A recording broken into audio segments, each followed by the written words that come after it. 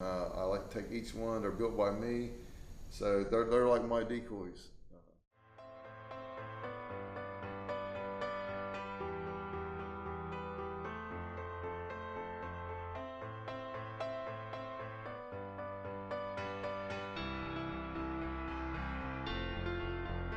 I was born and raised in Harkers Island.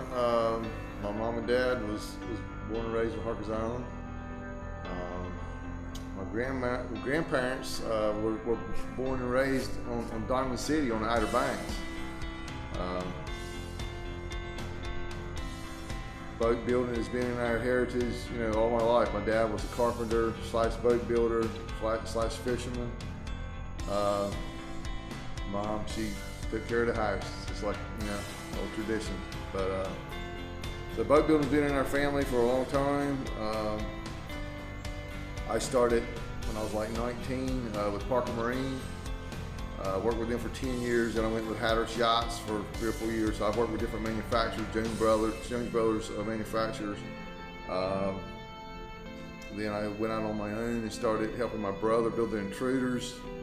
After that, I started messing around with layout boats. The first one I built, we were going to the impoundments. That's when we could hunt on Tuesdays and Wednesdays, and we would go in there on a pretty regular basis, and the ducks would be out in the middle. We could never get to them. So I said, I'm gonna build me something that I can get to those ducks in. So that's when I built the first, what we call, I call it a layout boat, and for myself. And it just caught on. And then I learned about big open water hunting for sea ducks and stuff. And then we decided to change the design a little bit. They put a big different flange on it for the open water hunting, and it's just grown from there. Year before last, we decided to change the style and go with the boat that I always wanted to build, and that's the new style boat we have now. And it seems to be what everybody needs, and it's working well, so we're gonna stick with it.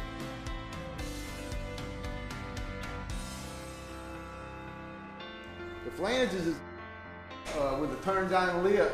Most layout boats have a pop-up flange. That's the traditional layout. What it does create a lower profile for the boat when we sight it in the water. But you have a chance, it has a chance to leak and deteriorate, and anything that's moving like that, eventually you're gonna have to change it. This flange is built to the boat. It's permanently attached to the boat. It gives the boat rigidity. We don't have to have any gussets inside the boat. Also, with the turn down on the flange, when the wave washes up the back, it actually shoots the water right back down away from the cockpit. So the flange is designed, the boat is really designed around the flange, this boat is. The flange is what keeps you safe and dry, really. Very seldom do we ever hunt in really dead, calm water. So, but it seems to work, and I guess that's what we'll keep doing.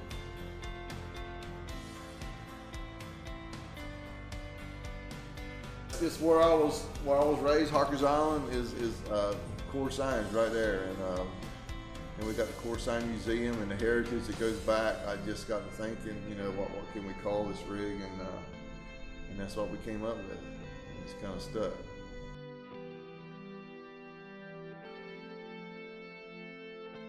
We are probably one of the only manufacturers right now that's doing the resin infusion process. We're actually pull a vacuum on the cloth, and it actually resin. You'll actually pull resin into the cloth, and as the resin is pulling in and the air is displacing, it's filling with resin, and it just creates a really tight, super strong, super lightweight laminate.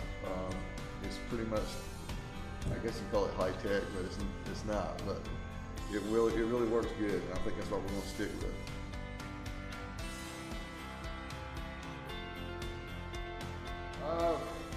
Of course, a layout boat, you're going to need positive flotation. This boat has positive flotation on each end. Even if you're in the boat and it's full of water, it'll stay up.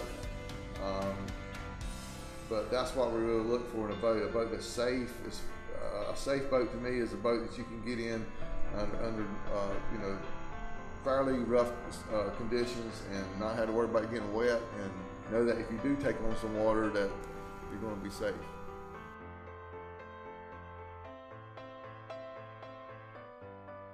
It takes me, I've got like 30 hours in a single layout boat, in a single. So it takes me about 30 hours. So for a double, you're doubling that up. So you're talking about, I'm gonna say 40 hours for a double at least. Now, is this your main job? No, it's not. I work at Cherry Point, FRC East, and I'm a composite worker. We work on all types of aircraft, B-22s, the Harrier, the 53s, helicopters. But that's my main job, is working at Cherry Point. So when do you find time to work on the boat? After work.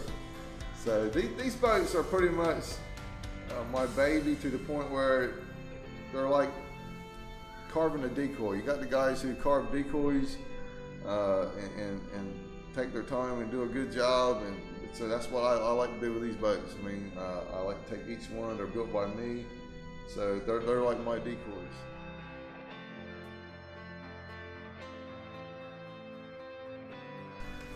No, I just think it's just pretty much something that the boat is designed about being comfortable. That's why the hump's in it now. We put the hump in it to give it more foot room. And of course the flange keeps you dry, and so that's what it's about for me, is designing the boat where it looks good. All Harkers Island boats look good. We all know that.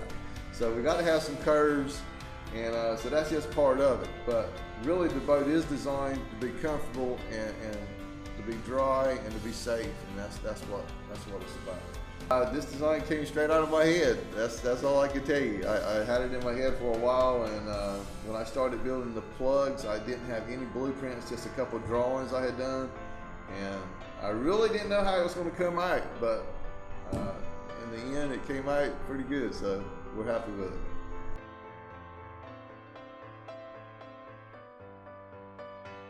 Fiberglass is a material that, if you take care of it and keep it out of the sun really affects fiberglass. You keep it out of the sun and store it properly, you'll be passing this boat down generations. Why the sudden change in style as opposed to the original English? Well, before I was building off of a jig. All my boats were built off of a jig, and that was a jig I had built in my garage like 20 years ago, and it was getting in pretty rough shape, and building off of a jig you had to do a whole lot of sanding, and you had to actually finish both sides of the part. So one of the main reasons was to make it more simple, the process simpler, as far as the build process simpler. By building a mold, you actually, when you pull it out, just, you know, especially the bottom. The top I have the sand and camo it, of course, but the bottom I don't have to touch it again once it comes out the mold. It's pretty much, the bottom of it's finished. So it saves on time, and it actually makes a better product. Do you hunt your own boats? Yes, sir. When I can, when I get time. Hopefully, I try to work waste being. I try to take off at least December and January and hunt. So.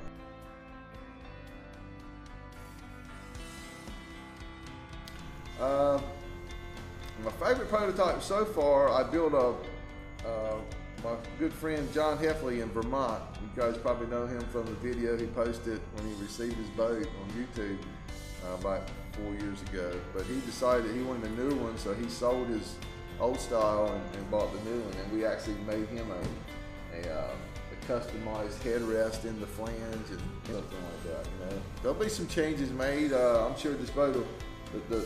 The design of the boat will pretty stay the same, but the features, we'll probably add some features here and there. You know, maybe the seat or something like that will continue to maybe improve on the design of that. I don't think I'm where I need to be on that yet, but we're working on it.